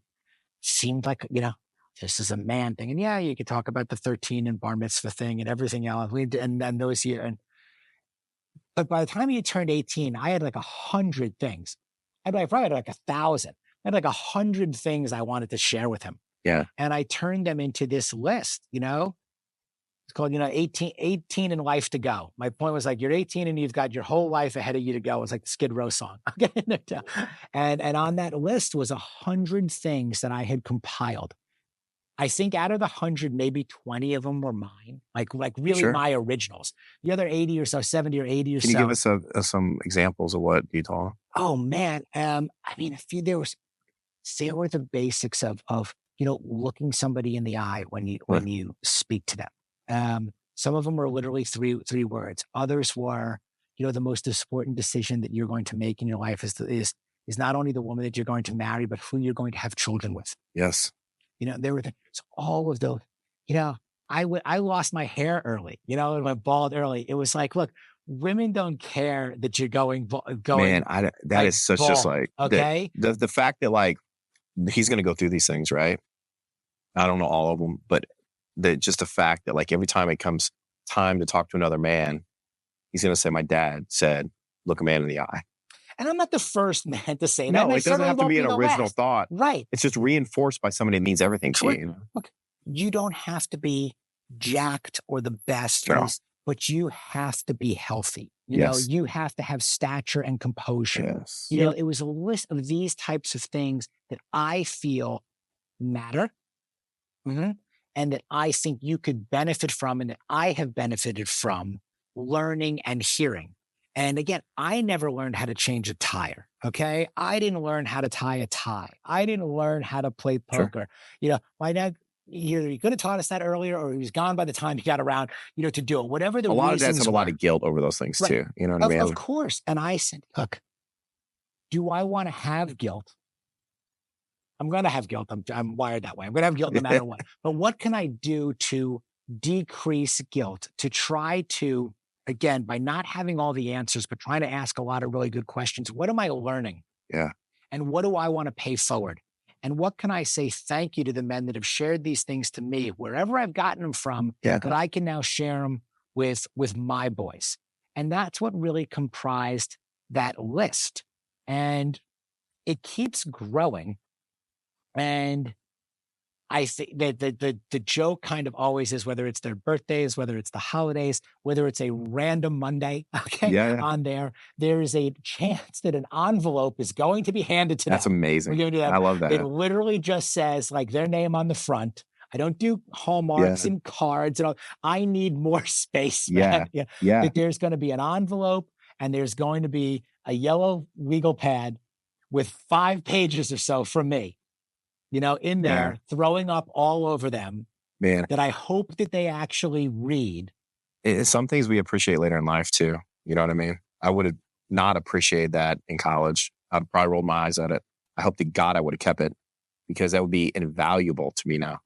And they complain about my handwriting and how hard it is to read it. Yeah.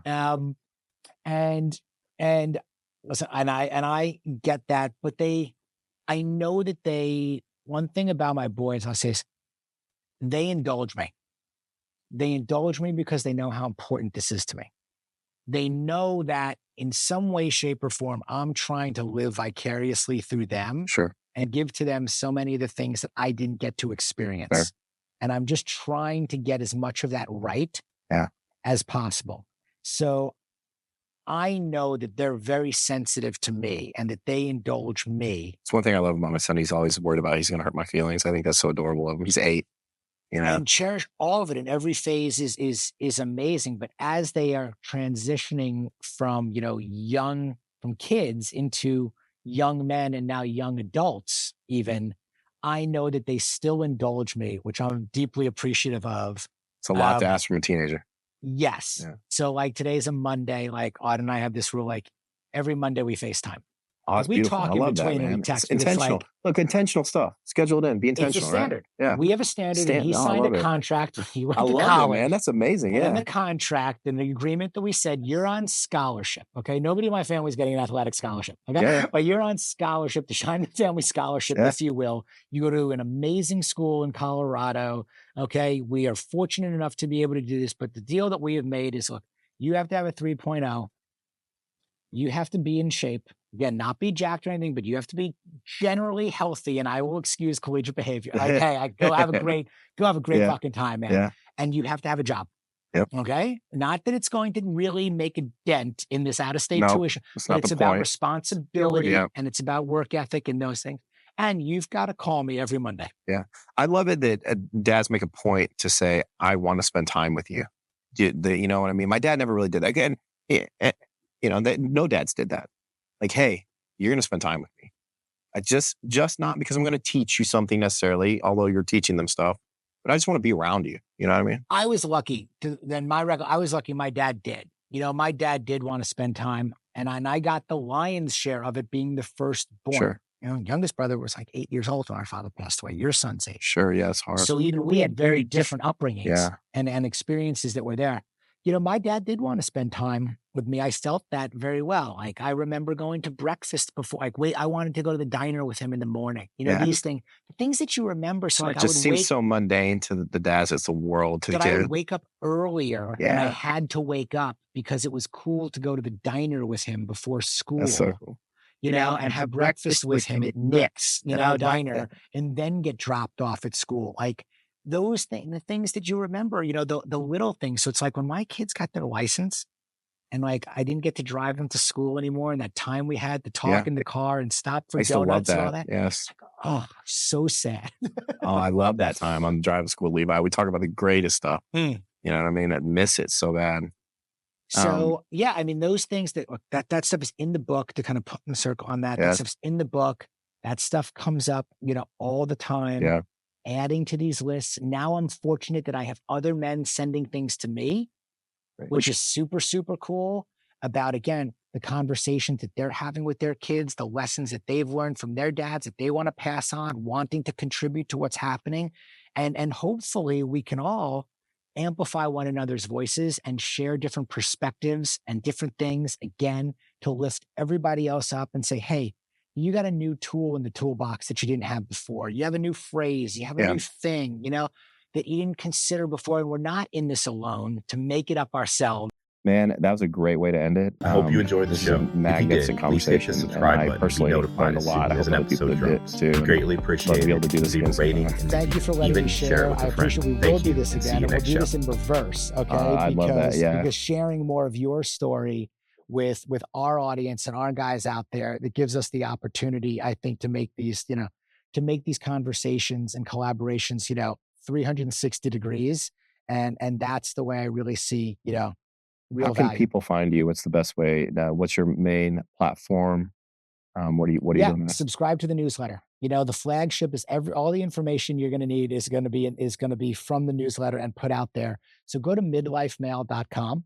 Yes. And subscribe to the newsletter. You can follow me on Instagram at Greg Scheinman. I personally am going to subscribe to your newsletter, just Thank you. I appreciate that. And from there, that's really where you'll see, between Instagram and the newsletter, that's where we're sharing our best stories, information on our inner circle community, events and experiences that we are either putting on, partnering with. All of this is about amplifying the lives of men out there and men doing great stuff. So that's where people are going to see your stuff too. It's like, hey, what I want to share what I learned from you and what's working, and pay that forward. That's been great. And keep doing good work, brother. Thank you so much. You too, Judd. Thanks. I hope you enjoyed the show. If you did, please hit the subscribe button to be notified as soon as an episode drops. I'd greatly appreciate it if you could leave a rating and review. Even share it with a friend. Thank you, and see you next show.